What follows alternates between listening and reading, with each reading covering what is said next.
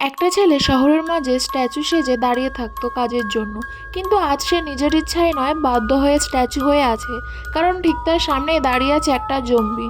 চারপাশে অসংখ্য জম্বি মানুষদের মেরে মেরে খাচ্ছে। শহরটা প্রায় ধ্বংস। সে আর তার বন্ধু ছাড়া কেউ বেঁচে নেই। অনেকক্ষণ দাঁড়িয়ে থাকতে থাকতে তার হাত পা ব্যথায় অবশ হয়ে গেছে। শরীর কাঁপছে, কিন্তু নড়তেই মৃত্যু। ভয়ে সে প্রায় 5 মিনিট নিঃশ্বাসও নেয় না। হঠাৎ দূরে এক মানুষ চিৎকার করে ওঠে, কিন্তু জম্বি তাকে ধরে ফেলে। শব্দ শুনে সব জম্বি দৌড়ে যায় তাকে খেতে। পাশে দাঁড়িয়ে থাকা ছেলেটা তখনও নড়ে না, ভয়ে সেখানেই প্রস্রাব করে ফেলে। জম্বিরা মানুষটাকে ক্ষতবিক্ষত করে খায়। একটা নাড়ি ভুড়ি ছিটকে এসে তার কাঁধে পড়ে।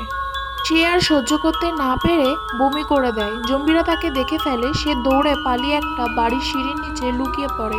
কিছুক্ষণ পর জম্বিরা চলে যায়। বেঁচে গেছে ভেবে সে বাইরে বেরিয়ে নাচ করতে শুরু করে।